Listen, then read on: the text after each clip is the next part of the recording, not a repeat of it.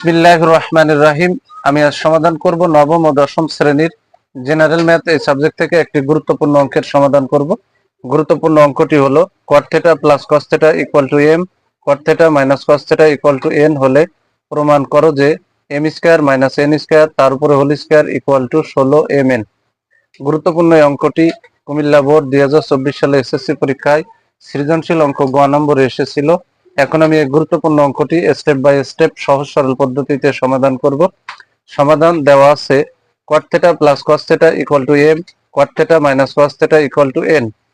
আমরা জানি m square minus n square equal to, এখানে m এর মান হচ্ছে cot θ প্লাস cos θ, তার উপরে যে স্কয়ার আছে স্কয়ার বসালাম, এখানে যে মাইনাসটা বসাই দিলাম।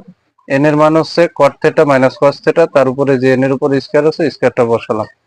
এখন বা এই যে m square minus n square এখানে বসাই দিলাম ইকুয়াল টু cot কে a ধরবো cos কে b ধরবো, তাহলে a plus b whole square minus a minus b whole square, তাহলে গুণার অংশ আছে 4ab। আমরা এটা বসাই দিলাম। বা এই অংশটুকু আমরা এখানে বসালাম, তার উপরে স্কয়ার দিলাম, মানে বর্গ করে নিলাম ইকুয়াল টু ডানের এই অংশটুকু এখানে বসালাম, তার উপরে স্কয়ার করলাম মানে বর্গ করলাম, এখানে লিখে দিছি বর্গ করে।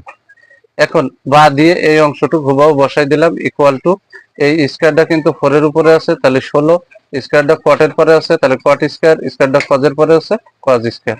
এখন 16 কে আলাদা করে দিতে হবে। বা দিয়ে এই অংশ হুবহু বসাতে আসবো ইকুয়াল টু, এই যে 16 কে আলাদা করে দিলাম, 16 কে আলাদা করলাম আর cot square theta cos square theta এর ভিতরে প্রবেশ করালাম।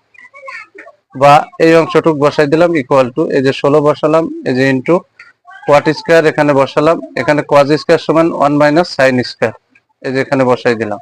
এখন cot স্কয়ার দিয়ে একে গুণ করতে হবে।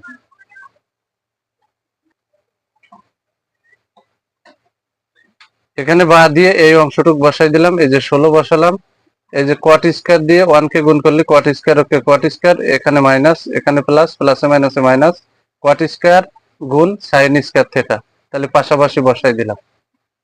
এখন বা দিয়ে এই অংশটুকু আবারও বসালাম ইকুয়াল টু, এই যে 16, এই যে cot স্কয়ার থিটা, এই যে এখানে মাইনাস cot সমান cos বাই sin, এখানে স্কয়ার আছে বলে উভয়ের উপরে স্কয়ার দিলাম ইনটু এই যে sin স্কয়ার থিটা, তাহলে sin square theta sin square theta কেটে গেল, তাহলে এখানে cot square theta minus cos square theta থেকে গেল।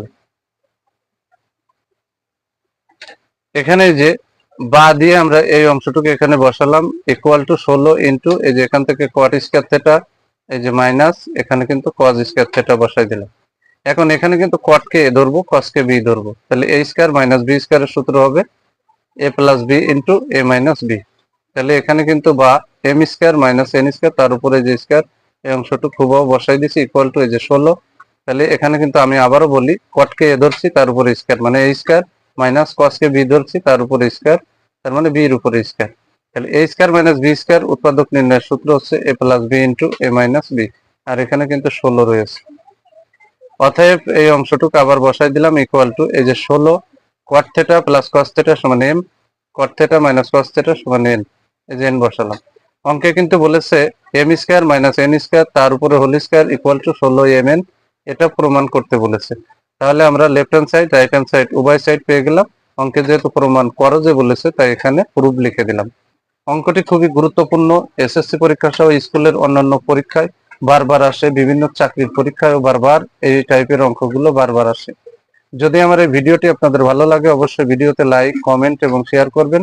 সবাইকে জানাই সালাম, আসসালামু আলাইকুম ওয়া রাহমাতুল্লাহি ওয়া বারাকাতুহু।